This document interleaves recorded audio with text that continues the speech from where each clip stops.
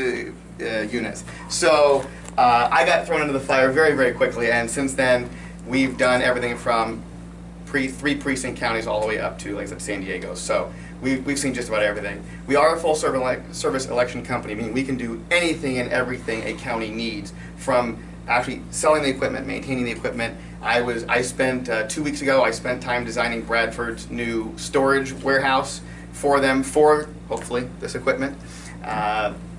So we help with logistics, we help with repairs, maintenance. You know, if you want us to code your ballot, you can do it. But anything you need at any point, we're there for you, and that's our goal, because if you're successful, then we're successful, and that works. We started to kind of transition and call ourselves a systems integrator, because really what we do is we take the various systems. So you might buy this from us, but say, well, we have someone else's poll book, or we don't want a poll book, and we've got Vista as our voter registration system, and so our job is to come in and make it all work seamlessly so that you don't have to worry about, well, if we buy this, how are we going to make sure this talks to this? That's on us to make that work for you, to take a burden off your shoulders. And one thing we've really focused on is personalized attention to service, because when we started, we kept hearing that no one even picks up the phone. No one even picks up the phone. And we thought it was really weird when we started getting compliments, thank you for picking up the phone, because to us that's just common sense. But apparently it wasn't happening. So we really try and make sure that we're there for you every step of the way, rather than, okay, here's your equipment, and all right, we'll see you, and maybe you'll get a hold of us, or maybe you're not.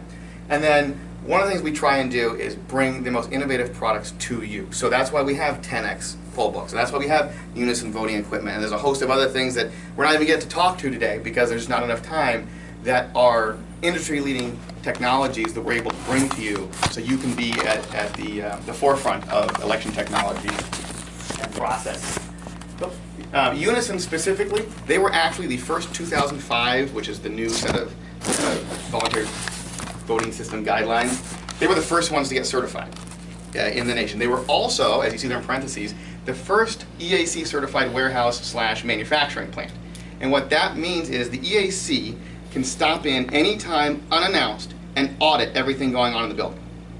And Unisyn saw that and they said, that's something that our customers need to know. They need to know that we're on the up and up and everything's going right. And then if the EAC wants, they can simply drop in and see what we're doing. And if something's not right, everyone's going to know about it.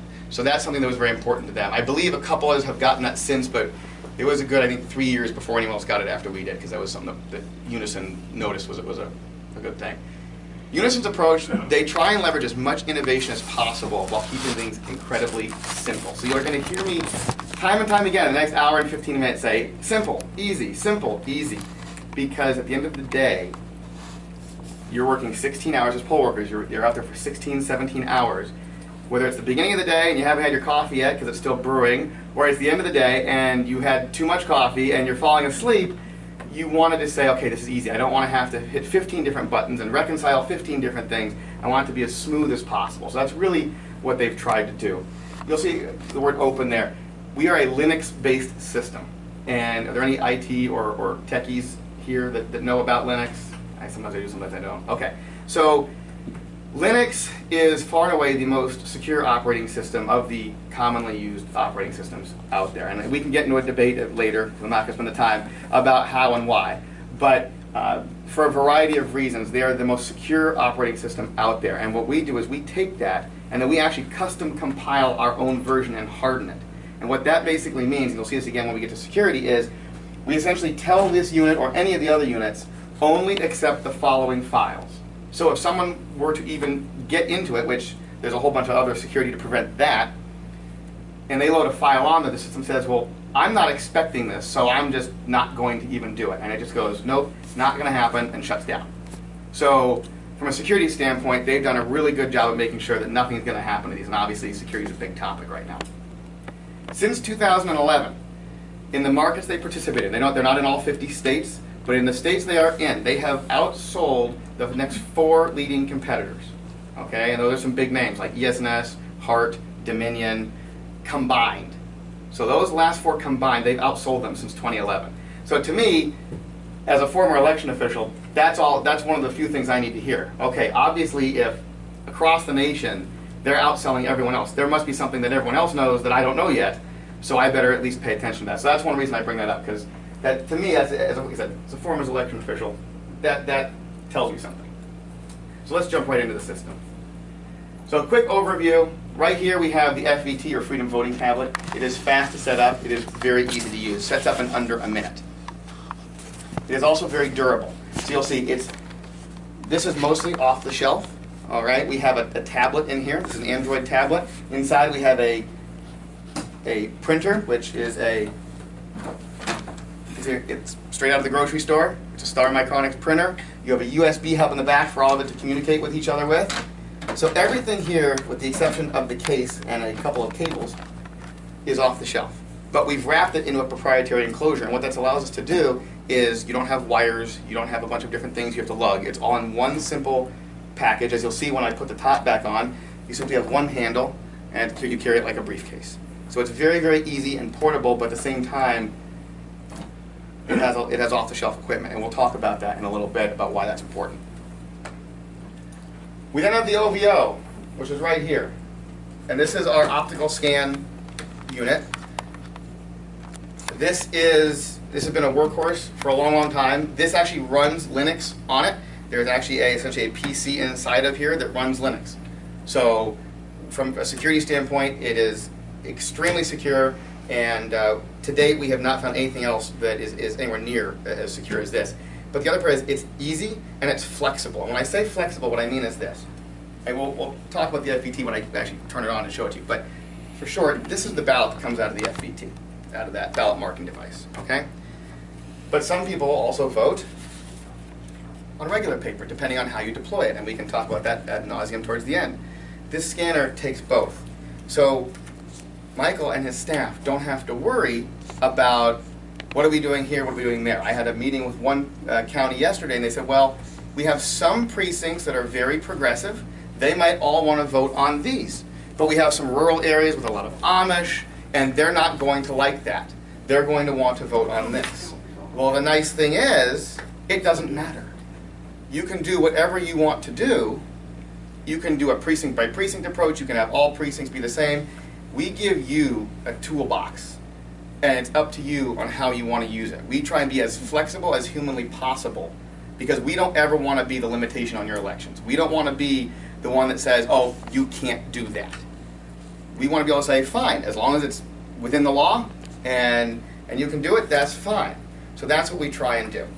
And when we get hands-on up here, I can show you some other features as well.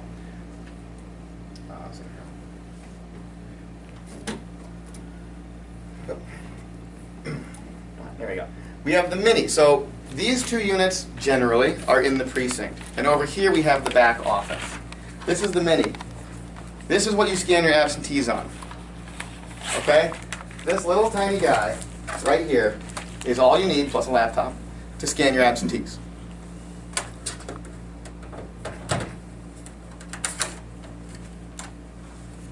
So from a form factor perspective, it can sit on someone's desk, it can go easily in a closet, on a shelf. You don't have to have a rolling cart or anything else for it. It's super, super easy. And Canon, we have two scanners for the back office.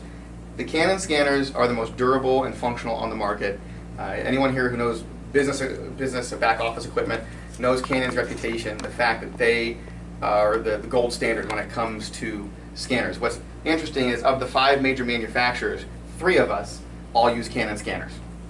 So again, that tells you that obviously, there's something there when everyone's going, okay, we're going to go ahead and use Canon, and I'll fire that up and show you that in a minute as well. And then, this is what we call the OVCS. So that's the mini. This is the big brother to our mini. I don't bring it because in Pennsylvania, because of the way your laws are with absentees, with the exception of Philadelphia and Allegheny, most counties don't need it. But we do have the big brother. It's about 120 pounds. It's not light. It's the size of a large laser printer. But again, it's very fast and it's very flexible. So it can scan, as this one can, either size ballot. So again, we try and be as flexible as humanly possible. And then the software. So I talked about Linux. The lead developer for Unisyn is actually the head of the EAC task force on new voting system requirement development. I forget the acronym at the moment, but he is the one that leads that. So he knows what's happening. He knows where everything is headed. So one of the benefits we have is that he makes sure all that stuff is included. So a lot of the things that are going to come out in the next generation of requirements, which, depending on how fast the AC works, who knows when that will be, we'll say in the next 5 years, fingers crossed, a lot of that is already incorporated into the system now. So that lessens the need for us to scramble to catch up once they're actually released. So again, it's simple, it's easy. Des Moines, Iowa, Polk County, which is about 200,000 registered voters, used to take them 2 weeks to program their ballots. After switching to the Unisyn system, it now takes them 4 hours. So it makes your life, Michael, really, really easy.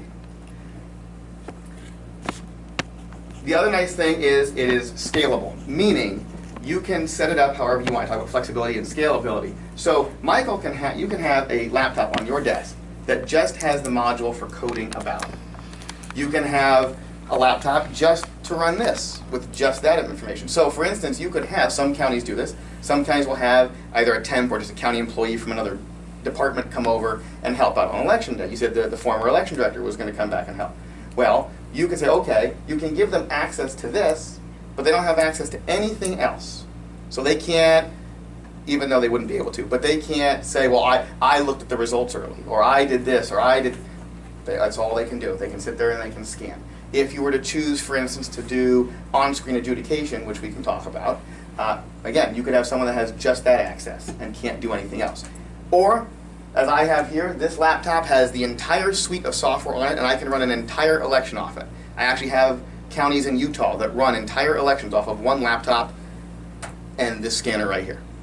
Now, they are all by mail counties, but nevertheless, they run everything off of here, from building to scanning to reporting. So, again, we can go as big or as small as you want, depending on needs, desires, budgets, and the like. And one of the things that sets us apart right now, I'm sure some others will catch up eventually, but right now we're the only federally certified risk-limiting audit integrated system. What that means is, have you talked about RLA in the county at all yet? Not really. Okay. County level. Okay.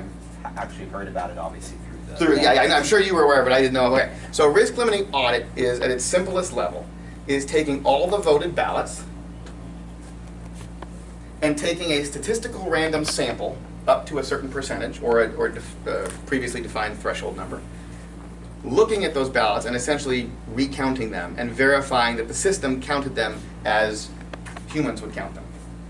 Now, imagine if you do this by hand. Michael, can you tell me what, on the last election here in the primary, what the total turnout was? Do you remember the rough number of voters that turned out? Give me a ballpark. Like 14,000? 14,000. So if you had to run a statistical random sample, do you have anyone that has a master's degree in statistics working for the county? If we do, I don't know. Okay, so first we got to get someone to do that, to write the algorithm to make sure that it's a true statistical random sample. And then you have to go fish through 14,000 ballots, because what it's essentially going to tell you is pick ballot number 1, number 6, number 352, and you've got to go count through, pick those out, and then you have to sit there and say, Thomas Jefferson? Yeah, good. Okay. Bill Russell? Yeah, good. And sit there, okay, that one's good. And to do that, so imagine doing that for anywhere from a couple hundred to a couple thousand ballots. It's going to take a long time, and it's very prone to error from a human perspective in terms of sorting everything out. So what we have done is we've integrated it into the system where you simply open the module, you tell it, I want 5%, 1%, a flat rate of 300, depending on the laws as the Secretary of State and the Department of State push them out to you. It then goes, runs the algorithm, grabs those ballot images. All of our scanners take images of the ballot front and back simultaneously as it goes through the system. It goes through the system, it finds the appropriate ballot images, and it brings them up one by one. And then, based on your processes, usually at least 2 people, whether it's an R and a D, whether it's a nonpartisan board, that's up to you, and of course the state, depending on the rules they put around it. But the team sits there, they look at the screen, whether it's a laptop, whether it's a monitor, or you can even put it up, some people put it up on a projector and they have 6 people sitting around.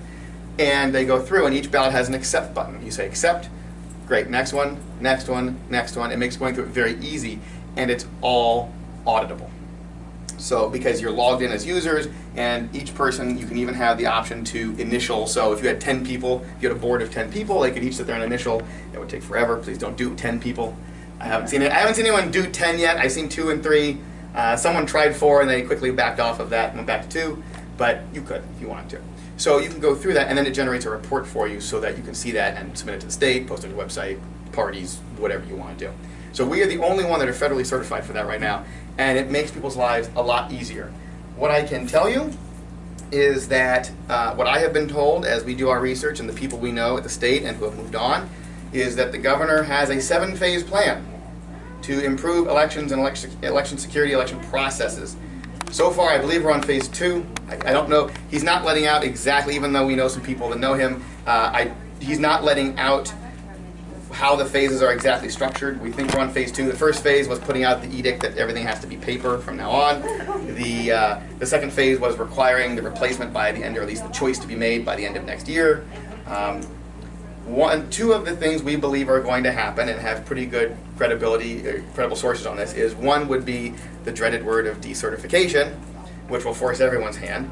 It's just the timing is we're not sure on. And 2 is going to be risk-limiting audits. This is the way the country is going. Colorado already does it, and they're getting praise all over the place. Utah is looking at it. Some other places are looking at it. So from your standpoint, because obviously the poll workers won't have to deal with it, thankfully, so they don't have to worry about it. But from your office's standpoint and from the board's standpoint, this is something that's going to be coming down the pipe eventually.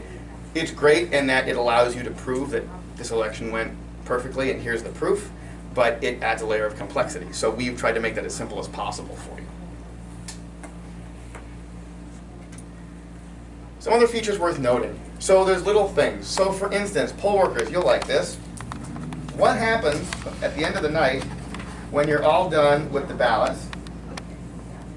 You're getting the ballots out of the ballot box. What do you have, or you're putting out your reports from your DREs rather, and what do you have to do? What's one of the forms you have to fill out? Fill out the write-in form, right? You have to put the write-in, get your absentees out, fill in the write-ins, right? Post it on the wall. Okay. Do like a tally sheet. Right, right, exactly. The write-in tally sheet, the triplicate, carbonless triplicate form. Well, what we do is all the ballots go in here. There's no separate compartments in this ballot box, as you'll see later. That allows us to stack them and nest them for better storage, and it goes easy on your warehouse or your storage room. So you say, we're going to have to sort through all those ballots to find all our write-ins? No, that would be madness. What we do is, because we take an image of the ballot, we can print you a nice little report. Now this one's only too long. I had one that had like 80 of them, and I don't know where it went. So this nice little report, if I turn slides, you'll see the write-in as written by the voter. What makes this nice is you can simply print this and tape it to the window. You don't have to do anything with it unless Michael wants you to. And Michael, what you get is you can get these printed, and we can also get out of the system, and you can actually tally your write-ins and do it this way. So again, you don't have to go find every ballot and do that. So you don't have to touch these ballots more than you have to. So that's something that's really nice, and it has saved people a lot of time. On-screen adjudication, and again, we can get to this in the hands-on portion, but I want to make sure to get through all this before the board might have to leave. What we can do, and I'm sure you've probably heard about this from other vendors, is because we take a scan of every ballot, image of every ballot, we can actually eliminate the process of hand duplicating ballots if you want. This is one of those optional things, and I don't know how the 3 of you feel and how you and your staff feel, but we can digitize the process. Anything in our system, anytime you do anything, it is logged with your username, the date, the time, and exactly what you did. So, as long as you and your staff manage the user account. So for instance, I used to work for Diebold for a short time, and I can walk into any Diebold county in the United States, with few exceptions, and half of them have never changed their password since we delivered the system.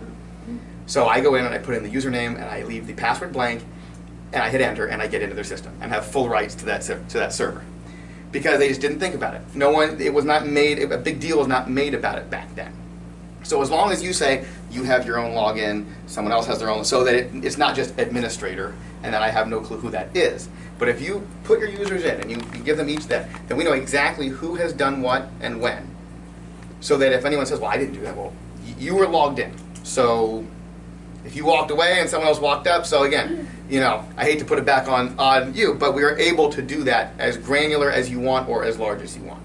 So for instance, I will be very honest. Right now, I have some accounts on here that are just generic because I'm the only one doing it, but if Michael needs to do something, he can just grab it. He knows, for a demo, he just knows how to get in here, and he knows the generic password. In an election setting, I would never do that, ever. Even in a certification setting, I won't do that. But for demos, I do, because that way if I get the flu and someone has to fill in for me, and I forget to email them, they know what to do. So again, we can go as large or as not. So again, with adjudication, it will show you the image of the ballot on the screen as filled out by the voter. So it's like looking at this, it's simply on the screen, and I'll show you that in a little bit. And you simply go down, and if there's an overvote, that race will be red. You simply click on it, and there's just a drop-down box, and it says, which candidate do you want?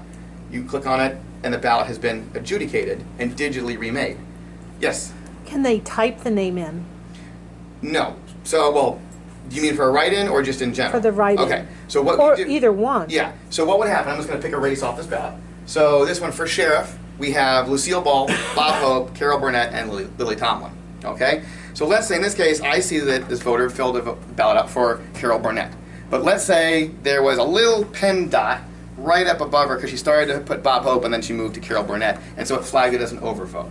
We would bring it up on the screen, we'd say, for sake of argument at least, well, we can tell the voter intent was for Carol Burnett. So what happens is when you click on that race, it'll simply give you a little button next to each name, and you simply click on Carol's name, and what happens is it remakes the ballot digitally, and it does two things. One, it updates all the results across all the reports. So there's no manual entry, so it says, okay, this race was blank because it was an overvote and I didn't know what to do with it, and now you've told me it's Carol Burnett. Excellent, so I'm going to go add 1 for Carol Burnett in all the reports. It then logs it, of course, we talked about that, and then you can also create what's called a ballot report. Again, I will show you that, and what it actually does is it creates a second ballot, the remade ballot. So you have the original and you have the remake. So you have a complete audit trail. The report is actually 7 pages long, and it has the original ballot image, front and back. It has a list of, this is what we originally read the ballot as. When it went through the scanner, either this one or that one, as you'll see. This is what we read. You then adjudicated it, and here's what you did. Here's the remade ballot. And now that we're done, now this is how the system reads the ballot. So you have a step-by-step auditable process by which you can tell who did what. And when you think about it right now, you might have whether it's 2 of your staff or the board or whomever remaking these ballots, either in return board or just before, and then they sign off on them. Unless you have a camera over their shoulder, you come back a month later and say, why did you do this? It looks like they might not even remember. And here you're going to have an exact transaction log of what they did. If they clicked on Carol Burnett and then said, I don't think that was what it was, I think it actually meant Bob Hope, and they unclick, it'll say, change to Carol Burnett, change to Bob Hope. If they can do it 15 times, it'll log it as 15 different transactions so that you know what they're doing. Respectfully, I don't think that is the answer to my question. Oh, okay, I'm sorry. I'm trying to find out if you have to handwrite names in or if you can type the names in so that the election board can read what is written. Okay, if you use this, it will be typed in. If you do a write-in on this unit, the ballot marking device, the voter, you mean, will type it in. So the election board can read very easily, John Doe. On a paper ballot, if you vote on this, let's say an absentee ballot or in-person paper, then the voter would write it in, and then you would get the report that I showed you, and it would be the voter's handwriting. And the way the law is written, this is what you have to adjudicate it on. We can't use OCR technology to recognize handwriting recognition software. We can't use that because it's not our ability to determine what they want. So if they write it in messily and you can't determine it, that is up to the board or Michael's staff to determine. Forgive me for being a little slow. No, you're fine. You cannot type in a write-in. On this you can. On this you can type it in. And where is that coming from? There are 2 different ways to vote on this system. You can either vote on the ballot marking device, and it really comes down to the processes you want. Obviously there's a budget component to how much you want to spend, so there's different factors that come into play. Some people want all their voters to vote on ballot marking devices because we have all sorts of safeguards in here, things like it won't let you overvote, it will warn you if you undervote, things of those things you're used to now with your DREs. And it prints out a ballot that looks like this. And in this ballot, you can type in a write-in. There is no writing whatsoever on this. So if you want to put a write-in, you get a keyboard and you'll see here in a minute, you'll type it in, absolutely. The other way to vote, either for absentee voters or some people, usually for budget reasons, sometimes it's because there are many counties around the state that are all optical scan, they're all paper ballot, and so they want to stay that way. That's fine, that's their prerogative. So then they would all vote on this type of ballot. So a voter would walk in, and instead of being directed to a machine, would be handed a paper ballot, and then go to an old school, if you will, So voting those are booth. pre-printed. These are pre-printed. What is the difference in price between that ballot and the other one? Well, that's a good question. This ballot runs, depending on, this is an 11-inch ballot, so I'm going to use an 11-inch price. Obviously, it's 14, 17, it gets a little more because there's physically more paper there. But this runs right around 35 cents a ballot. Does depend on quantity a little bit. Runs about 35 cents. This cost works out to about 10 cents a piece. What we do is you print in this system as a roll of paper that looks like this. Okay, it's thermal paper, specially manufactured for us in France. I don't know why France, that's what they did. And it sits in this printer. And when you go ahead, you fill your ballot out on the unit, and you hit print. When you're all done and you're happy with what it is, again, you'll get to see this in a minute, and then it prints this out for you. So the way this works out, based on the price of this roll and the number of ballots you get out of it, works out to about 10 cents a ballot. Again, 14 and 17-inch ballots are a little longer, a little more money. Okay. The nice thing about this, and I usually get to this later, but I'll jump to it now since you asked, is there are other vendors out there where when you want to vote on the ballot marking device, they give you a slip of paper that looks like this, but blank, the barcode. You slip the piece of paper in, it reads it, you vote, it marks it, you take it out, take it over to a scanner. The difference is those blank ballot stocks have to be either A, pre-printed, in which case if you run out, you have to call the manufacturer and say, I need to print, and of course on election day that's not going to happen. Or you have to buy an electronic poll, you are forced, if you will, if you want to go forced, to buy an electronic poll book with a special little, well, we don't have it because we don't need it, but a special little unit that would sit right here, and you would take the blank one in, you'd stick it in, you'd check the voter in, and then it would print the barcode on there for you. But that's about another, I believe, what I've been told is about $600. So it ups the price. Here, having this roll of paper is essentially like having a ballot on demand printer in every precinct. You don't have to, as long as you have enough of these, and if you run out, you simply send a runner with more. These are blank. They don't, it doesn't matter which unit I put this in. They're not specific in any way, shape, or form. What's the shelf life? 7 years. 7 years. 7 years. If it's kept within its temperature range, you can't keep it in a 105 degree, building, and you can't, but cold doesn't bother it as much. So yeah, so they last for very long. I don't know if you want to buy 7 years worth of paper. I can get you a great price on it if you buy 6 pallets of paper, but I don't know if you want to store it for 7 years. But yes, it does do that. So we're good there. So yeah, and we'll get into touching and feeling all this, and some of these questions will be answered. I just want to make sure we get through some of it quickly. But again, so that the adjudication portion, going back to that, with regards to write-ins, though, I will just touch on this, and I'll show it to you later. Is what you do is you will enter the list of write-ins, type them in, Michael will, into the system. Say these are all the write-ins we have. And then when you go through the adjudication, if you use the adjudication process on screen, you would simply then just go in, and they'd be in that drop-down box, and you would just simply click on the write-in race, the drop-down box would activate, and you would say, okay, where's Joe Smith? Okay, there's Joe Smith, done, and all your reports are instantly updated. So it saves you from having to do the manual entry, hand entry and stuff like that. The ease of programming, I talked about how far it goes down. One of the great things about this, now we can do your programming, we're happy to do it for you. We do it for many, many counties. But one of the great things is a lot of the work has been taken out. So once you put in your precincts, your districts, and we call them contests instead of races. Once you put all those in, you do that once, or 4 times, one for each election cycle, election year. And once you do that, when it comes time for a new election, Michael, all you do is you say, new election, it says, okay, and it says, here are all your districts, which ones do you need? They're already pre-populated. Any formatting, language, translations, if you ever need those, automatically is brought over. So if it's a presidential and you need everything, you say all districts. You click one button, add all. They all come over. You just added all your districts. You say I need these contests, click, click, click, click, click, add. It adds them. It adds the vote for, it adds the text. The only thing it doesn't add is the candidates because they change. So you would then just go in and add each candidate per race, and there you go. There is an import you can do, but what I tell people is once you've done it the first time, there's no need to do that because it's already there. So it's going to make your life orders of magnitude easier. That being said, there are counties that from a liability standpoint say, no, I want the vendor to do it so that we can blame them if something goes wrong. We're happy, hey, I know the way it works. I used to be an election official. We're happy to do that if that's something you want, but I know some people like having the ability to do it. The ease of testing is really simple. all you do, because this is a ballot marking device, you're not having to test, is this recording votes properly? All you do is you go in here, you hit print my test deck, it says what precinct would you like to print for, you put the precinct number in, and it spits out a test deck. You take the test deck over to your scanner, whichever one you're using, you feed it in, and you print your report, and you upload your results, whichever one you want to do. There's a couple different options, and you're done. So you don't have to stand there at each machine, unless, the one caveat is, unless Jonathan and company make you, which I will adamantly argue against on your behalf if you want me to, but they will sometimes say, no, we still want you to hand mark that. I don't know that they're going to. They haven't really given us a clear indication.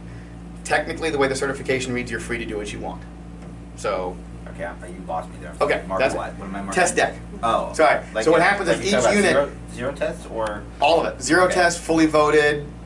It's called a waterfall. So first position gets 1, second position gets 2, third position gets 3, so on and so forth. Got it. It will print that for you, and you take it over and scan it, and that's all you do. So there's no more standing in front of each machine voting a pattern, and then going on to the next one and voting a pattern like you're supposed to. I don't know if you do that. You're supposed to. Oh yeah, well, I won't tell anybody. Yeah, the DREs, the way they're set up is that there's an actual thing that Well, they go through, I guess. Right. Well, so when they were created, there's an essentially auto LNA that they all run. Debo does it. ESNS does it. DOS technically wants there to be then a manual one on top of that. The vast majority of counties don't do that. Sorry if I just outed you. We contact through our vendors, so. Okay, Yeah, so it's, yeah. That's on them. So can I blame the vendor like you said there? Sure, go for it. Hey, that's why you have the vendor do it, right? So you can blame them when I'll have to check on that, 'cause maybe you need they to do it refund us tonight. all our testing funds for the last 10 years. Yeah. I'll have to check on that Technically, I would have to look into the Ivotronics requirements just to see, because the state puts each system has its own little quirks and things, but technically you're supposed to, because the concept is they don't want to rely on the computer algorithm. Again, that was done 10 years ago, but yeah, definitely you want to check into that. Scalability. So the great thing about the system is if on election day, let's say especially presidential, you say, oh my gosh, we have amazing turnout at precinct X, whatever it might be. It's very easy to add a unit because these units are not precinct specific. I can, in a flash, tell this scanner, hey, I need you to be precinct 35. I don't have to burn a special memory card. By the way, we use thumb drives for all our memory cards. I don't have to burn a special one. The county information is on this. I simply go into the maintenance menu and say, hey, you're precinct 35. And it tells me, okay. On this unit here, it will give you whatever ballot you tell it to give you. So in a flash, you can simply, if you have it prepped and it's LNA'd and appropriately ready, you can have it sitting in your office, have 2, 3, 4, whatever you need spares. And if one breaks, or you need an extra one somewhere because there's amazing turnout, you can simply have a runner, grab one, and go. They turn it on, and it's instantly ready. So you can scale up and scale down. And what this does is it allows you to be more efficient from your logistics perspective. So for instance, now this is much bigger than you are, but Lehigh County, right? Tim has 800 touchscreens that he sends out in a presidential. In a primary, he sends out 596, I believe.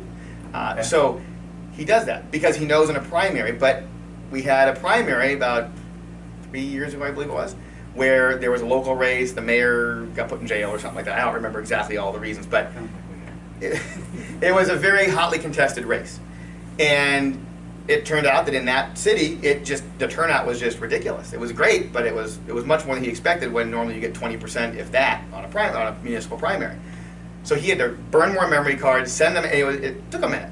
Here, you would just grab, if you have them prepped, you have 3 or 4 prepped, whatever it might be, you simply grab them off the shelf, drop them in, turn them on, you're good to go.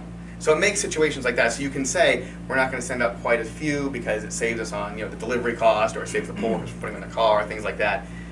And you can react very quickly as opposed to having to go, oh my gosh, I got to program all this stuff. So it makes it nice for you in terms of the scalability. Same thing with election to election. So I saw the hand, I'll get to you just one second, as soon as I note that if you have, let's say, 3 of these, like a county is looking at right now, and I said, but we only need these in presidential. Great. If you're running an election and you have 2 of these out, and you're going, wow, we got a lot of absentees. We need to get through this faster. We're not going to get out of here on time.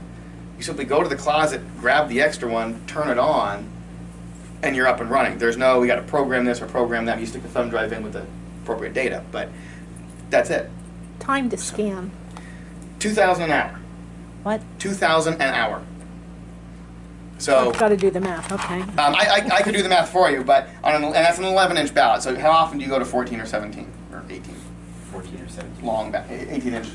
We normally use the long ballot. You normally use right long now, ballot. only just because that our absentee is the only thing we have paper right now, and so Right. that's just what What's new? in their hand count. So we don't have Okay. to So worry you're not even about worrying about it. scanning or Okay. anything. like that, So roughly how many absentees do you get? well, it's just like 200 and Okay. All right. 50 in a normal. Primary 250 if Yeah. that. Okay, so up what? to 3,000 in a. Okay, so yeah, you're okay. So what I actually have some counties do is they don't buy that at all. They use all their absentees on one of these. Okay. It's cheaper. You can simply order, 3 extra than you have, so you can take one of your spares. It's very easy to grab one off the shelf. You don't have to have a dedicated unit, so there's some cost savings. There's some efficiencies, and they simply do it on here. 200 does $7.50 an hour, so it's not as fast as that. So you would have to, feed them through, but they do that. I actually have a county in Utah that runs their entire election on one laptop and one scanner. They get about 1,500 to 2,000 ballots an election. So that's certainly an option, and it makes it certainly much cheaper. So, and a presidential does 3,000. Are you on the cusp? Maybe you use 2 of it. We'd have to run some calculations, and depending on when you're used to getting out of here, when you're trying to get out of here, those types of things, we'd have to play with that. But that's easy enough. I saw a hand in the red for and so then technically we would need one of these machines if we're going to that system. Right. For every machine that we have in our polling If you place want to right keep now. the same, if you want everyone to vote on these, then yes, you would need a 1-to-1 replacement. You have to have at least one of these to meet ADA requirements, Americans with Disabilities Act. You have to have at least one of these in every polling place for that. But yes, if you wanted to go with a one-for-one replacement so that you had everyone voting on these, you would need to have one for each one you have now. Yes.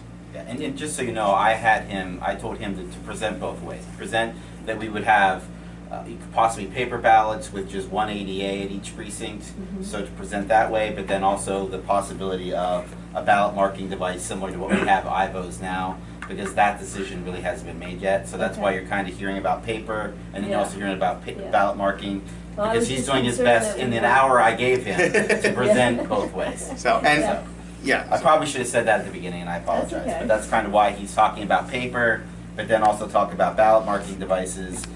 We know we have to have at least one at every precinct because of ADA, Yeah. but it's possible if we want to do a ballot marking like we do IVOs now, that it could be set up like, I can't remember off the top of my head how many you have at your precinct, but I know some people have 10, like, 9, like We have Vermont 6, has 9, yeah. so. Something like that. So it all just would depend on which way the board wants to go, which vendor. But all that's kind of like Okay. has to be decided. Okay. And one of the things we can also do is, I have had some places that have told me, and it really depends on voters and poll workers and the combination thereof. So, but some have run tests side by side with either a Diebold touchscreen, a ESNS Ivotronic, a Hart E-Slate, and they say that they can actually, if you have 6, you might be able to get away with 5 because these are a little faster, they're easier for the voter to use, and so when they run like a real focus group, they say, we can actually get by with 5. That's something, what I tell all our prospective clients is, you let me know what you want from a budget perspective, from a, we have Ivotronics now, so we'd like to keep that. Give me all your parameters, and we'll sit down, whether it's around the table like this or on the phone or what have you, and I'll say, okay, this is what we can do. Here's option 1, 2, 3. I will give you as many options as you want based on the criteria you give me. So, because it's my job to make sure you get what you want and fit that into your parameters. Right. So I've seen about probably 9 different permutations of how to set these units up. There are 2 main that 99% of the world uses, and there's a few outliers that for special situations. But I saw a hand. You confused me. Sure. I thought you said you have to put the precinct information in the big scan. You have But yes. then you said you can do absentees, and since absentees are usually multi-precinct. Right. So are both machines capable to do more than one precinct? Yes. So in an absentee situation on this, I would simply go in and say there's a button that says all precincts. So instead of saying precinct 12, I would say give me everything. Hit the all button, and then it would take all precincts. And then the ballots are printed? Yes, the ballots are with printed the over. appropriate- Yes. So there's the 2 appropriate places. precinct. Yes. One, it'll be somewhere up here, we work with you depending on what you're used to and what you want. We will put either the precinct name, number, whatever identifier you want us to use in the top of the balcony. In this case, they put a big 1. They use a really big 1 here. I've seen people put, where you see this little red, if you can see the little red 2.0, I've seen people put the precinct name, whatever Michael wants. But then the system is reading this down here. And in this barcode, it would say, this is the precinct. In a primary, this is the precinct, this is the party. All that information is down here, so the system knows how to categorize it and which bucket to put it in, so to speak. Okay, did I see another hand go up? Yes.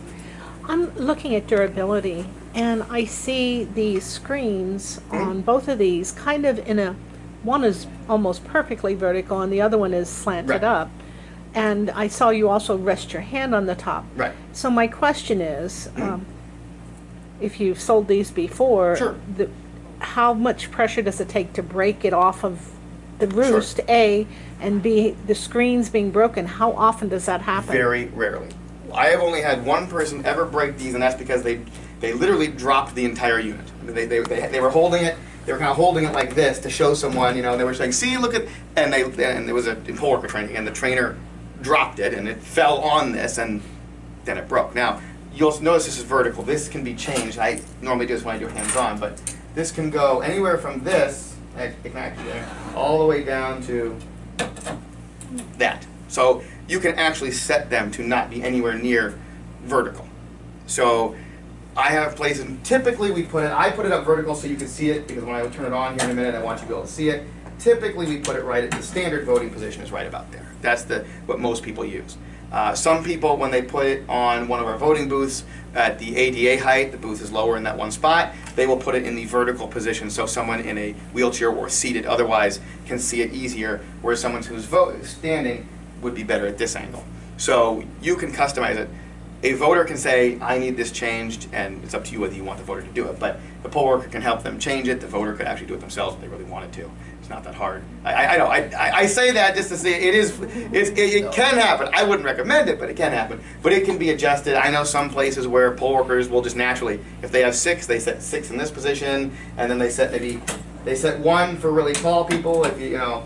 Down in Philadelphia, wherever most of the 76ers live, and they're really tall, they'll put it at this position so it's easier for them. It's very flexible, so it's whatever you want. You can mandate that it always be in this position. That's just a process. So this is all in a metal enclosure. So if you want to take it down, so to speak, you would have to flip the entire unit off the table. All right. I mean, I'm sadly 230 pounds, and I can rest my entire weight on this, leaning on it, and it's not happening. Okay, there's a full metal plate behind here, so we're not going to break anything. The only way it would be happening is if I were to pick it up, and I've really got to work at it because there's so much bulk and a low center of gravity. It's not going to happen in a realistic environment. Like I said, there are thousands of these out in the field, and I know of one that's actually been broken. Unless UPS runs a forklift through it. There was a couple others like that, but that was an anomaly. On this one, because no one's voting on it, this is simply giving you messages. A voter scans their ballot in, it says good, or there's an overvote, there's an undervote. Typically, no one even interacts with this, and this can actually be put down if you wish. Okay, the only time it needs to come up is the memory card is right here. The thumb drive is right here. That would be the only time it actually needs to come up, and only the poll workers or your staff would be doing that. So we rarely see these damaged at all. Again, you drop it off a forklift, it's going to break. But in normal operation, very rarely does any of this break. And that's one of the things they did. Even the bag, which I think is, did the bag go back there? I guess I must have. It even has special padding that is meant to conform to the back of this to protect things. Because it's not straight across the back, there's a little bit of a bump. And so we form fit everything to make sure that it's secure. So. Do you have more presentation, or are you entertaining questions at this point? I have a little bit more, but if you have a question about something I'm talking about, I'm happy to answer it. Well, the other ones are general. They can wait. Okay, all right. Yeah, if it's something specific, absolutely. So security, I'm going to go through security kind of fast because half the time people go, we don't know what you're talking about. Because I can get too technical sometimes, so I apologize. But I want to make sure we talk about it. We use a multi-layered approach. And so what we do is kind of like a cake. We take one type of security and we put another one on top, and another one on top, and another one on top, so that even if, and we've had penetration testing and this has never happened to my knowledge, but even if you got through one layer, there are multiple layers on top of that. We use a hardened Linux platform. As I said, Linux is one of the most, if not the most secure operating systems out there. We then customize it, have been called hardening it, to only react to our files and nothing else. It's an open source platform, which means, and this is one of the reasons why Linux is so great, Microsoft Windows, you have a certain number of people sitting in an office building out in Washington. And when they're developing the software, they're the ones in charge of looking at it. They build it, they release it, and it's out to the public. And then what do all of us do? We buy it, we install it, and then we're installing patches every week when they push them out to us. Yes, sometimes for security, but also when they're new, half the time Windows has lots of bugs in it, because until people start using it en masse, they don't always know.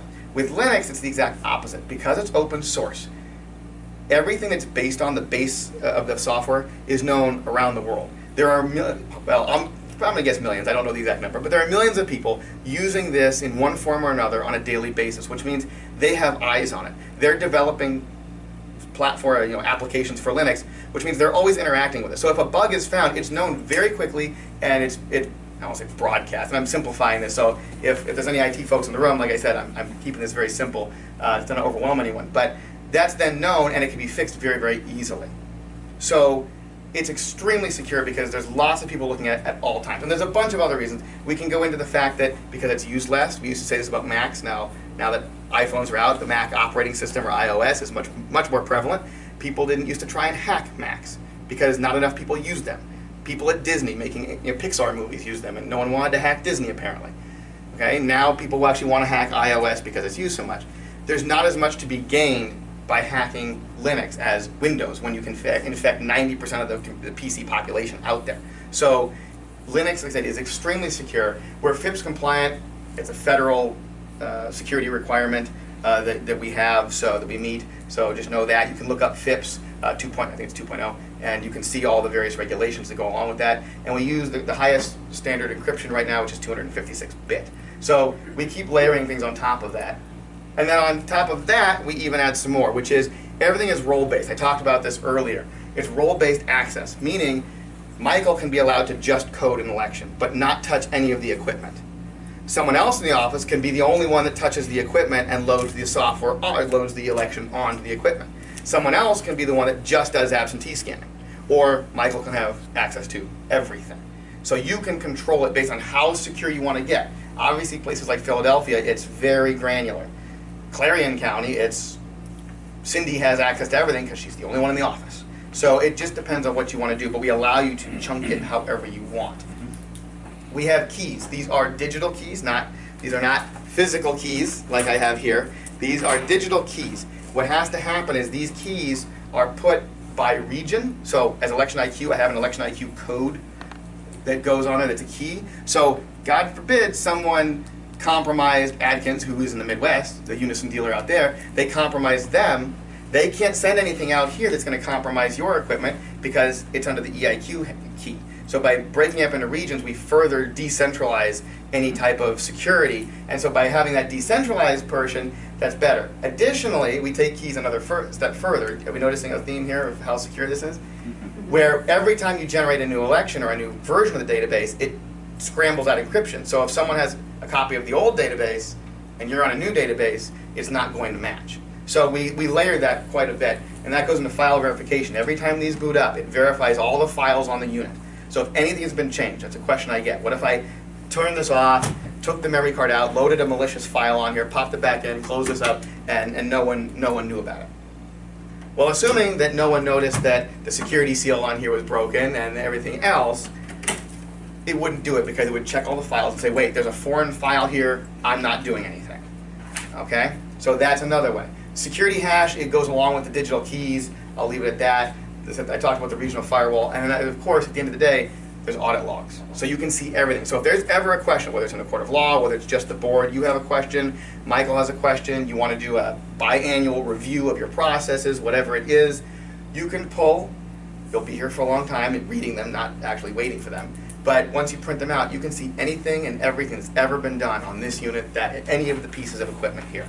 So you always know what's going on. If there's ever a question, you can zoom in, date, time, etc., and zoom in and find that. So from a security standpoint, you're not going to get better than this system. And I could keep going, but I'm not going to because we're going to run out of time. Reports, just real quickly, this is what a report looks like. This is an election summary report. Okay? So it's laid out very nicely. I will send you copies of all this so you actually have a full one. I have to blow it up so people can actually read it because it's there. So it's very nice. You can customize these in terms of what shows up, whether you want the registered voter number to show up, whether you want winners to be in bold, things like that. You can, those are all just a series of buttons when you generate the report, but that's reports. All right.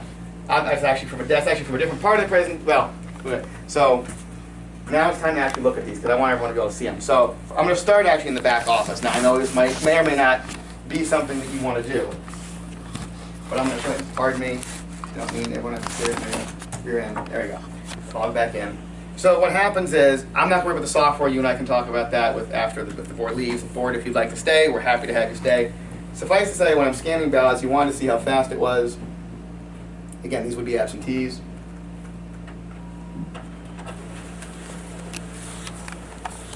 You said front and back? Front and back simultaneously. Yeah. So it's reading both sides simultaneously. Now, you'll notice I had a ballot that was torn on the bottom.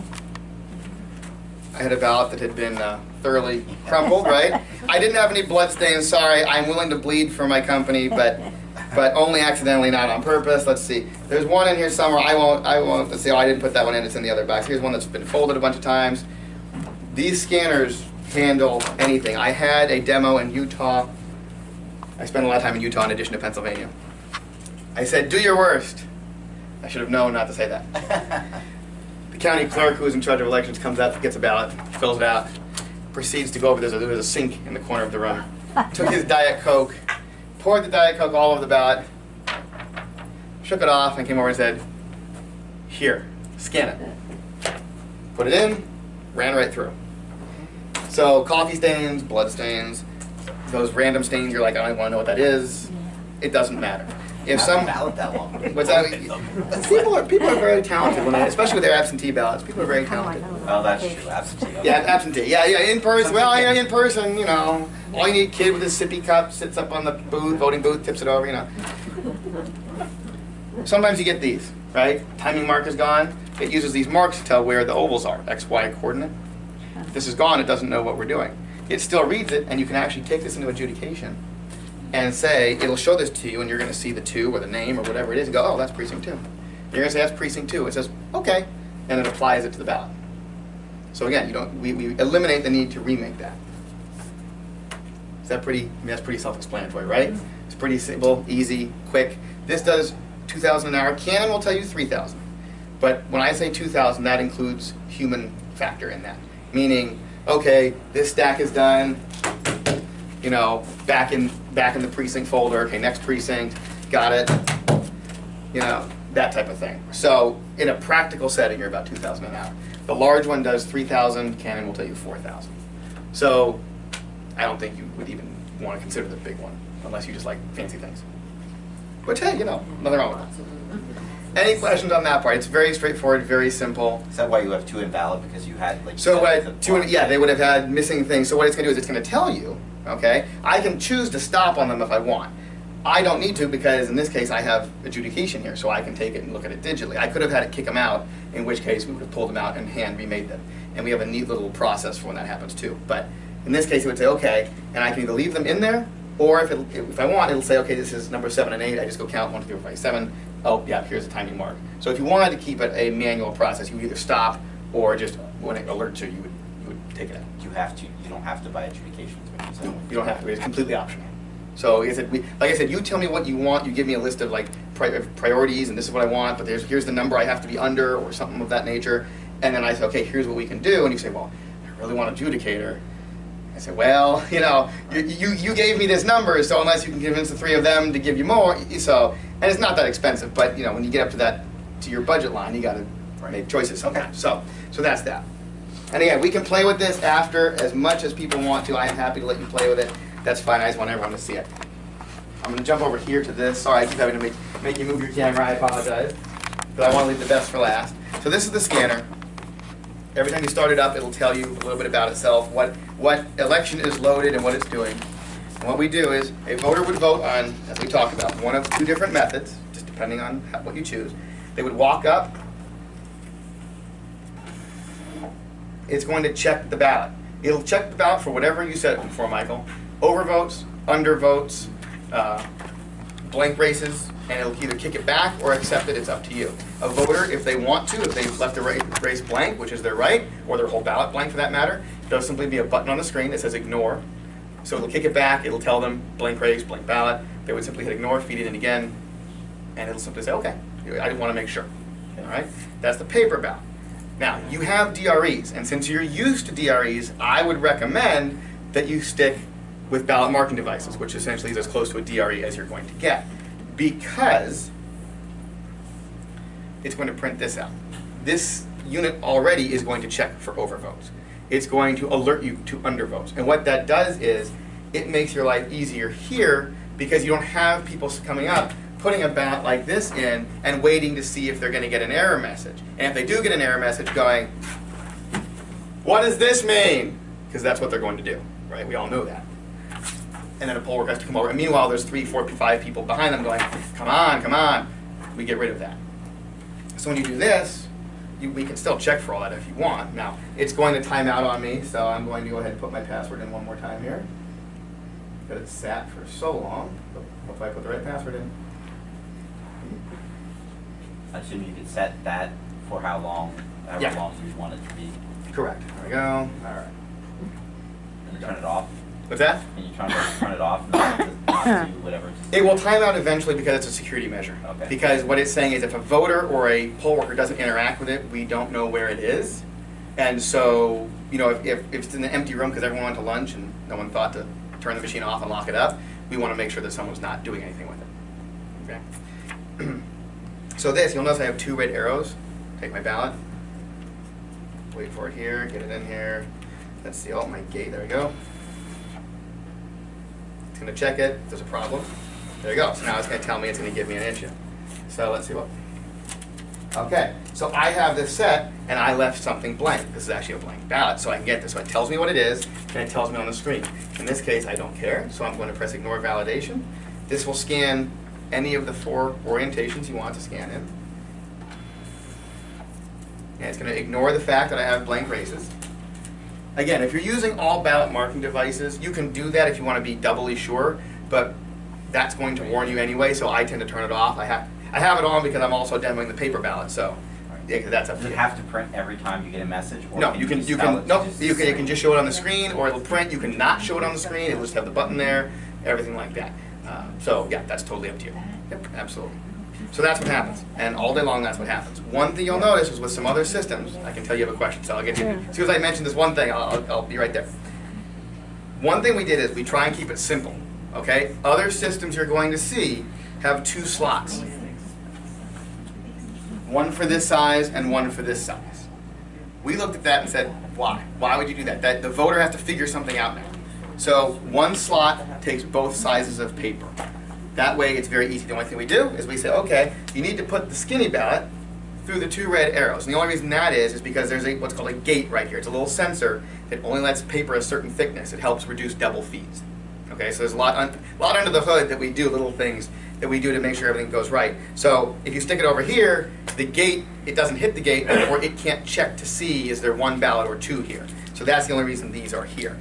Also, for those with visual impairments, and actually the gentleman from the DOS, or from the state rather, that was a visually impaired voter, he said he voted on this at the open house in Harrisburg. He voted on this by himself, was led by his assistant over to here, and was able to cast his ballot. And he said, I've never done that in my entire life unassisted.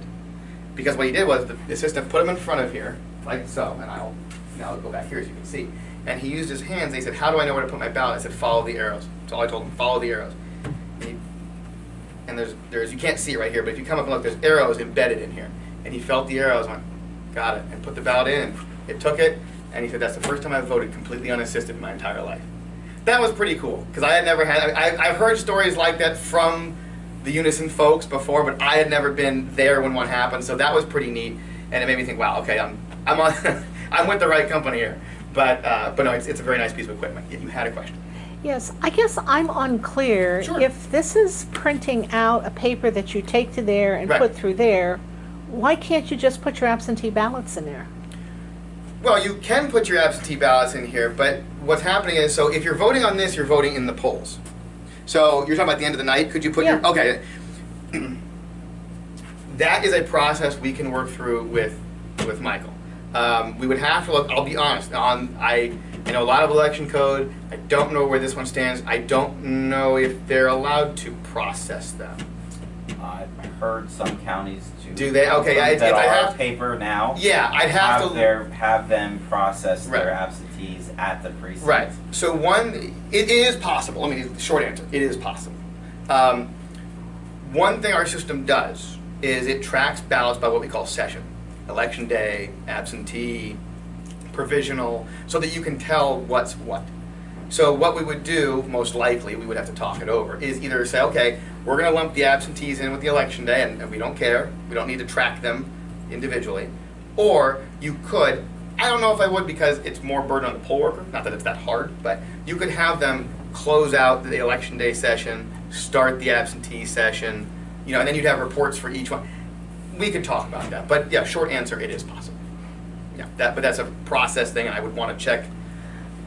Just because, as you know, just because counties do it But doesn't always mean it's allowed. So, And this yeah. scanner is one that's in his office. Correct. That's not at the right. poll. Not at the nope, just at his office. And like we talked about, based on the numbers you get, you might not even need that, just depending on what Michael wants, what you have budget-wise available to you. So yes, we can. Yes, correct. Yes. Doesn't the law say that absentee ballots must be counted at the polls? You must, as a poll worker, process them in terms of check the name against the poll book, make sure they didn't vote. Yes, you have to do that part of it. It doesn't necessarily have to be what we call tabulated or actually counted, if you will, at the polls. I'd have to read exactly how it reads to see if it's allowed to actually, because what happens is you're allowing a poll worker, which isn't necessarily a bad thing, to process, to count a ballot. And some states, and I just don't, I know the section, I can't see it and read it in my head. I don't know, some states are very clear that poll workers are not to ever feed a ballot into a scanner. That some places have to have a rep and a dem, some places have to have the election board, some places have to have the election director. Everyone's a little different. I don't think you have anything really particular in terms of election board or election director. I just don't know if it is allowed or if it's one of those gray areas. So we'll check, but yeah. They would just get a report. These are the voters, they have to post them in case they're checked. Right, exactly. All the same stuff you do now. Right. Same things you do. So you would take it, you would look at the envelope, you'd say, no, they didn't vote in, you look at the poll book, they did not vote in person, they're good, there's nobody there to challenge it saying they're dead and they shouldn't be. Yeah, you'd go through all that same process and then send them back to Michael, and then Michael would take care of them as he normally does. So, but if we can find that the code allows it and Michael wants to allow it, you can certainly do that at the polls. Yeah, and Elaine, some people, what a lot of counties do is that if they're scanning them at the office, when they bring back the absentee ballots, they scan them, they make the judge wait. Right. Then they do the printout for that and give it back to them, and they have to run it back to the location. So then they have to go back to the polls, so they might as well Right. do it there. So, Yeah, there's a million ways to do it. It's just, for instance, Susquehanna, they don't actually have a scanner at the polls.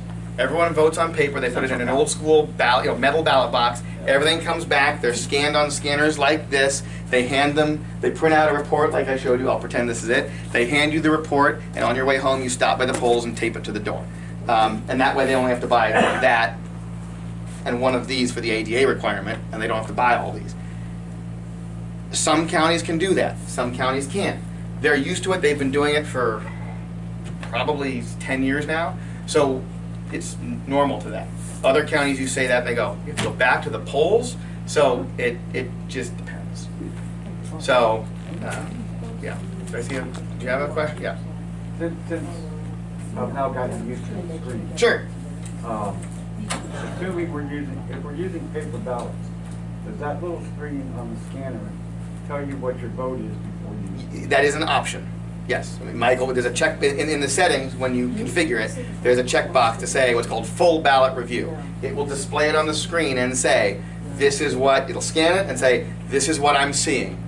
And then you would be able to say, no, that's not what I wanted, and hit reject, and it'll spit it back out at you. And you can go spoil your ballot or fix it otherwise. Or you can say, yes, that's what I want, and it'll go through. Wouldn't that disrupt the flow of? You took the words out of my mouth. What I tell election directors is, please don't do that. Okay? It's not that I'm against people double checking their ballot, but it especially in busy precincts, it slows things down. There are a few, and I mean like this many, in the United States that I know of that use this on a regular basis.